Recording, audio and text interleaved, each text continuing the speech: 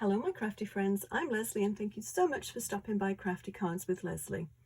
Well, just when I convinced myself that I didn't need to buy any more stamps and die sets, wouldn't you know, Stampin' Up came up with their annual catalogue.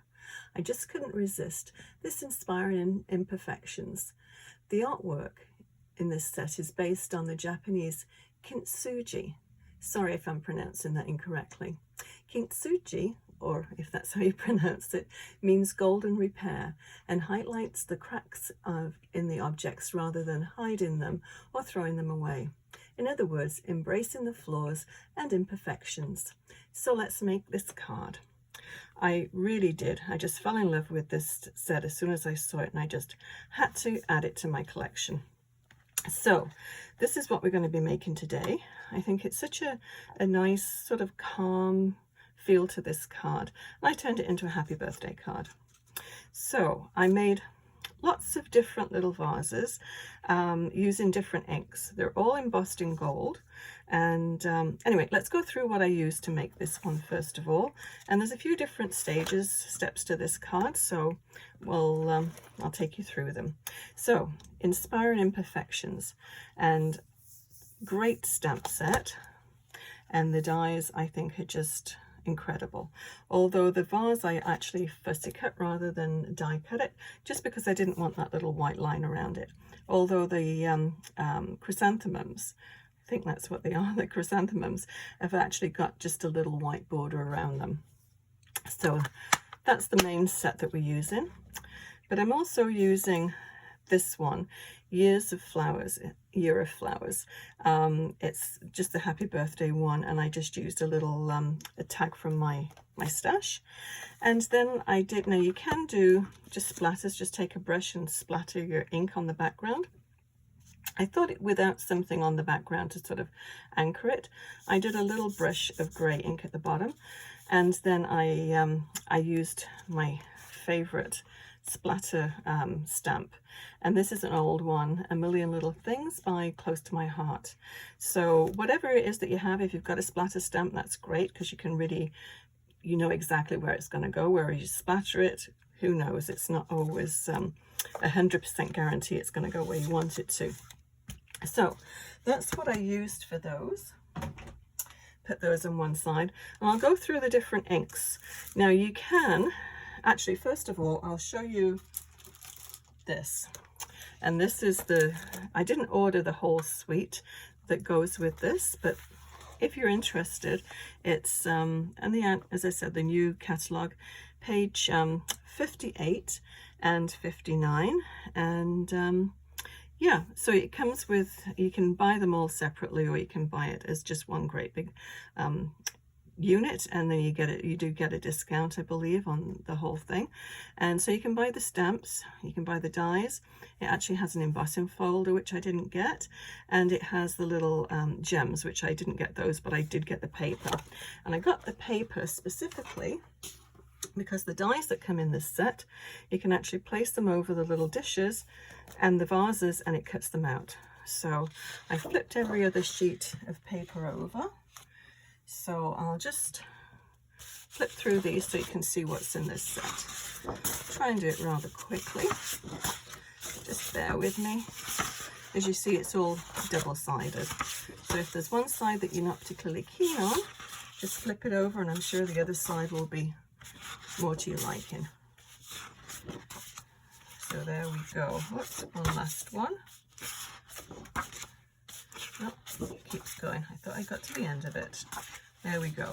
So a really nice variety of different papers to go with that set. But as I said, I bought the paper specifically for that die, to go with the die set. Now, this one, you could just stamp it on plain paper. I use gold embossing powder to make these, but I thought it had more of a almost like a translucent look. I don't know if you can see that, but I used two different ink colors to get that variety. It looks to me more like pottery. So I just put my little cheat sheet on the back. So this one is Mossy Meadow and Soft Sea Foam, and that makes a nice combination. This one, oh, it's the same as that one. Sorry, I'll go over that one in a minute. This one is Pretty in Pink and Melon Mambo.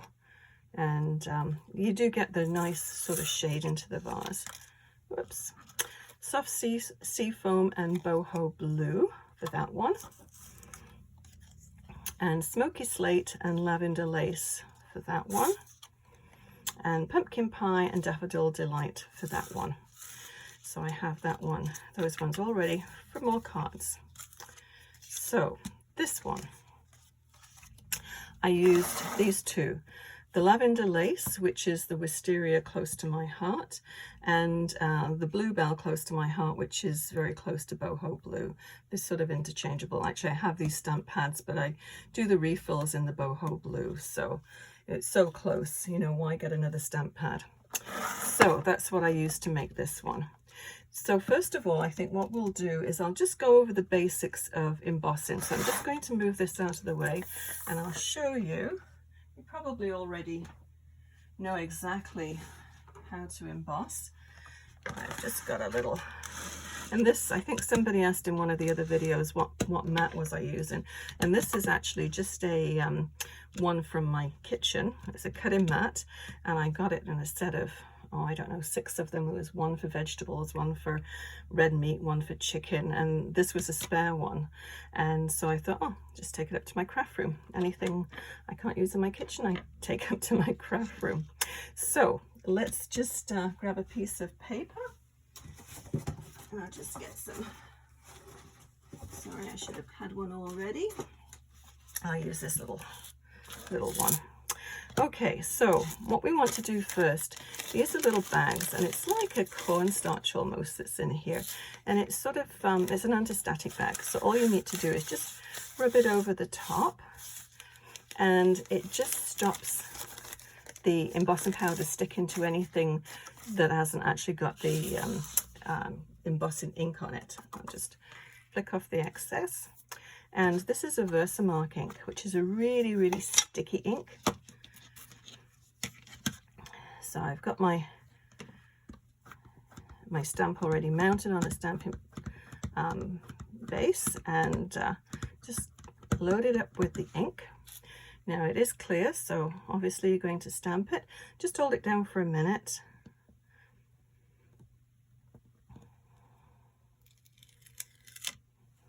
And pop it up. Now I'm not going to heat it because it's very noisy, but I think you'll get the idea. So I always find it's very magical when you actually start putting the embossing powder on. It reveals the image.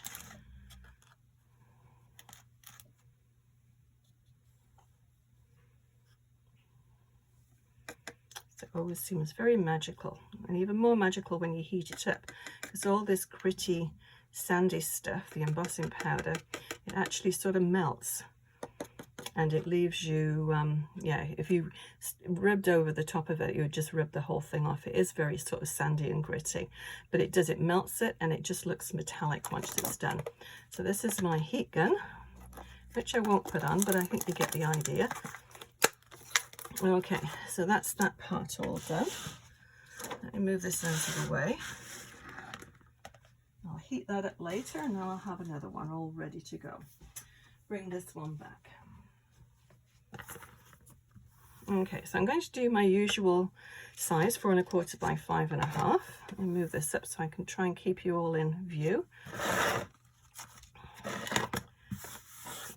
Gritty embossing powder everywhere. Just give it a little wipe. Okay, and then the mat that I have on top of this is 4 by 5 1/4. So it just leaves, it's 1/4 inch, obviously shorter on the top and the sides. But if you center it, you've got 1/8 inch border all the way around. So I think that just adds a nice little border to it. Okay, so let's go ahead and we'll put this card together. So first of all, I'll just show you a little tip. Now you may know this already, but if you're going to, where's my, dear, I thought I was so organized. It's always something I miss out on. Okay, so where is it? Oh, see, I was more organized than I thought. So if you were to cut this out, I've started actually cutting them out before I colour them in, because I find sometimes you can be a little bit off and then you're not happy with the results. So it's kind of nice to do this one first to actually die cut it out, and then you can colour it in, and you know the die cut in is going to be perfect. So what I find that the easiest way to do this, I'm just going to put a little bit of tape on here, just a tiny little bit, and if you can, this does line up, but I find sometimes it can just be off just slightly, and it just drives me nuts if it's more border on one side than it is on the other. So I find this works really well. So a little bit of tape underneath, and I just cut this out of cardboard, out of the die. Now, not easy to see with my camera and my lights in the way, but I'll do the best I can. So you see, when you put that image over the top, you have approximately the same amount of space all the way around. So if you cut out a cardboard, it's a little bit more substantial, so you can reuse it for one, but also that just slots in there really, really well. If you want to, you can just secure it with a piece of washi tape, and that will hold it down even more. But I find if it's in cardboard, you really don't need to do that. So once we have all of this cut out, put it through your Big Shot machine or whatever cutting machine you have. And I've got some more coloured in here. I'll just show you how I did it. So pretend this has gone through the machine, and we finish up with this image. So these are all ready to go. So the colours that I used are, find them, the Highland Heather, both the dark and the light. Now what I tend to do, I'm not a really good colourer, I must admit, tend to be a little bit messy, but I just like to use a brush tip and just sort of swish up. And there again, I got my head blocked, my view blocked by the lights and the cameras, so not going to be that accurate today anyway. So just little swishes. You don't want to go too heavy. But as I said, I tend to die cut now first, because then after, this is a very simple colouring, but sometimes you spend a lot of time colouring, and then if it doesn't cut out properly, then it's kind of disappointing. So this is the dark one. So I'm just going to add a little bit of shade to the bottom. Very, very easy colouring. And that's basically all you have to do. And as it dries, it does blend in quite nicely. But I'll just put a little bit more of the light one on there, just to blend it a little bit more. And then I didn't want anything too green, so I thought I'd go, because we've got the golds, metallics in here, I went with the light wild wheat. And I'm just going to use the bullet tip for this one, and just, there again, very, very simple colouring, just to give it a little touch for the leaves. I did try using a brighter green, and I didn't like it. I guess everybody's got a different taste, but anyway, so we have that all set, ready to go. I've got my card base, as I said, 4 by 5 1/4 for the actual base, and I'm going to do a tent fold this time. I don't quite often do those, but I thought something a little bit different. So what I'm going to do first of all is I need, as you can see on here, I don't like to just put an image onto a card and have it floating. It's nice to, just a little shadow, and I use Smoky Slate, I believe, for this, but I've got some on my brush, so I'll just use whatever's on my brush. And just a piece of scrap paper, and that's probably about 3/4 of an inch from the bottom. And if you line your scrap paper up with the edge of your paper, you're going to get a nice straight line, hopefully. Okay, so I just have my little blending brush with some grey. So you want the shadow going downwards. So all I'm going to do is this. And it hardly looks as though there's anything on here at all. Put when you lift it up, it's going to leave just a tiny little line. That's all you want, is just that shadow. So hopefully you can see that. Hopefully this is still in view too. I think so. Okay, so that's Smoky Slate on that one. So the next thing we want to do is just, I'm going to, we'll do it the same color. So what I did with this one too, just to give it a little bit more definition around the edge, as I said, I didn't die cut, I just fussy cut this one, and I just wanted to just give it a little bit more definition around the edge. So just take your finger dauber, and this is just black, just regular black ink. Okay, now before we stick that down, nearly missed a spot here. We need to put a little slit in here just to add our flowers. I need a new X-Acto knife blade in here, I think. Oh, that's enough. Okay, so what I'm going to do first is just put these cracks. So you need a small one and then a larger one.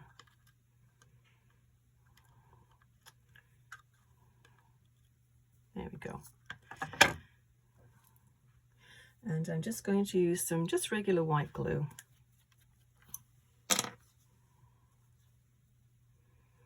And we'll do the little vase crack first. This is going to end in disaster, I think, if I don't hang on to it. Now it is white glue, but it does dry clear, so not to worry if it gets in places that it shouldn't get.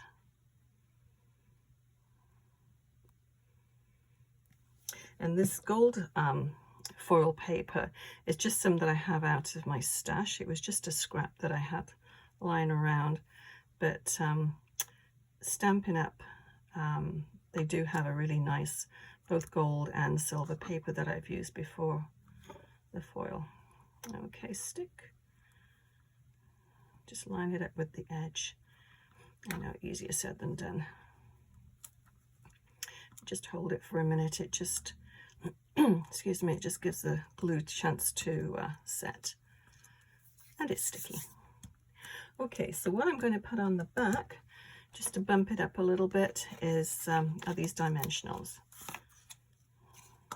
Oops. And probably 3 will do it, I think.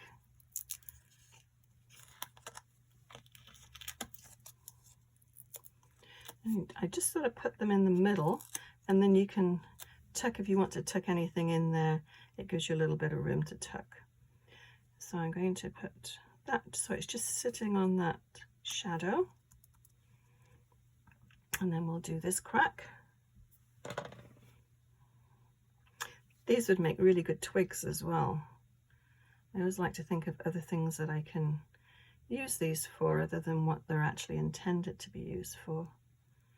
Nice to get a little bit more mileage out of your things. Okay, so what I did with that one was sort of a continuation of the one in the vase, but we'll see if that sort of works, if it lines up.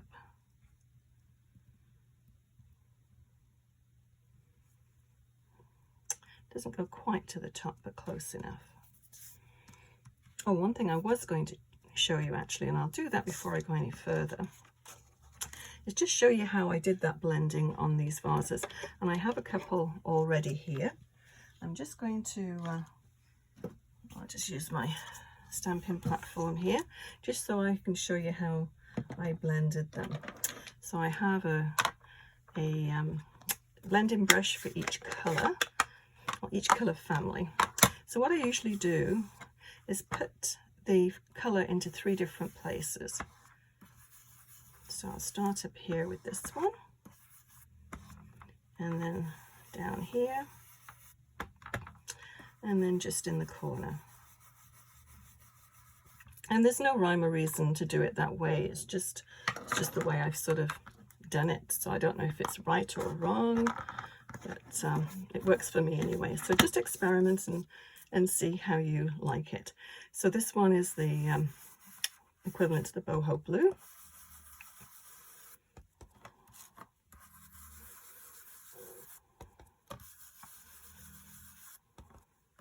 But you see how you get that depth of colour?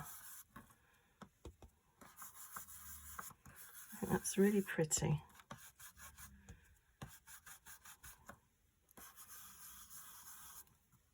And so you can keep adding layers of colour, blending it together, or just leave it as is. And I will just get a little cloth, and as you can see, the gold is nice and shiny now, no grit left in it, and just wipe it just in case there's any ink that's sort of stuck to the gold. But if it does, you're not really going to see too much. Just me being picky. Okay, let's cover this ink up before accident happens. Move it out of the way, give myself some more room. Okay, so that's another vase already done. I'm going to have lots of these cards. Okay, so back to this one. So the next thing I'm going to do is start tucking the flowers in. So I want to have them bumped. Nope, left the top of this glue. Not good. Okay. So I want the tops bumped out, so I'll use dimensionals on these ones and just put it on the very top. Now on the bottom, if I need it to stick down, I'm just going to put, you can use glue if you want, I'm just going to use a little bit of tape runner. Now I need to have that stuck in there. Come on. And they're all going in the same direction, but I don't want them to go in the same direction. So I'm going to just bend them to where I want them to go. You see it does bleed through quite a bit, but that's okay because we're not going to see it. And then a little bit of tape runner on the bottom, or glue, and we'll have that sort of angled just to the side. And I thought it would be kind of nice rather than having all of them. I do like things in odd numbers, but I thought rather than sticking another one in there, which you could do, I thought it was kind of nice just to have it laying down there. So that one I didn't bump up, but maybe I'll bump this one up just to change it up. And just tuck that around. And another dimensional.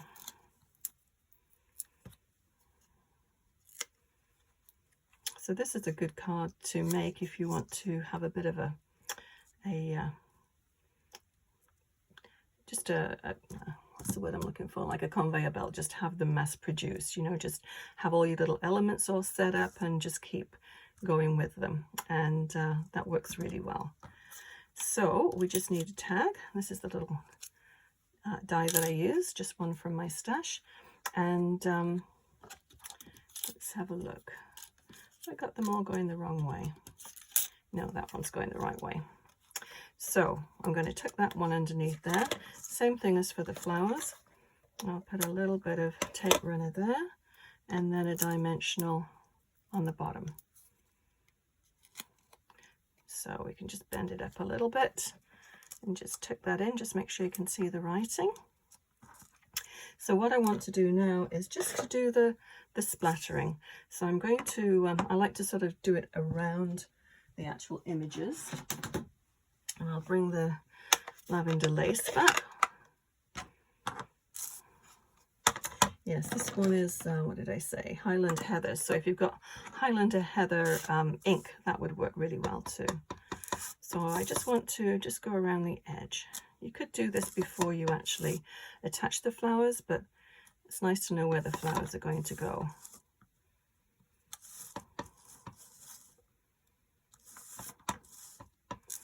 And I'll put one down here.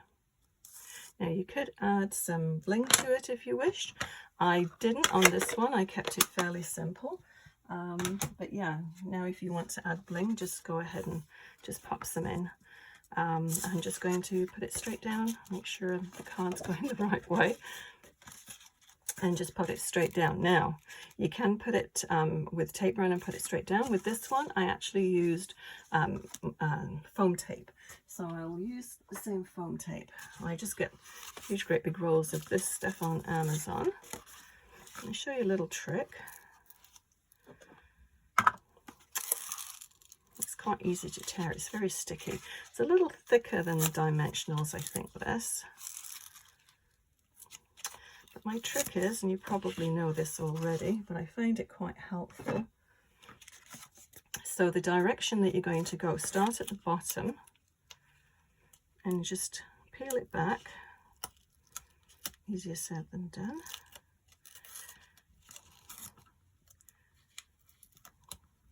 A couple of inches, that's all you need. And just tuck it over to the side so you can grab hold of it from the side. Same thing here. Oh, come on.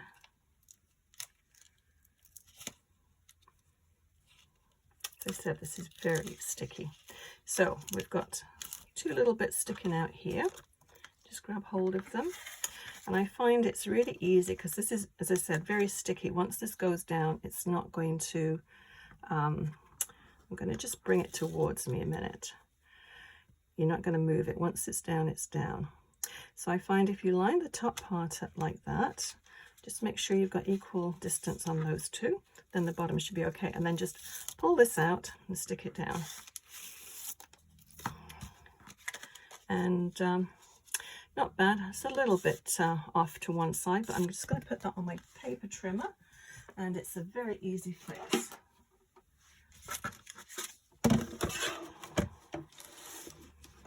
Just take a smidgen off and just even it up, and that's good.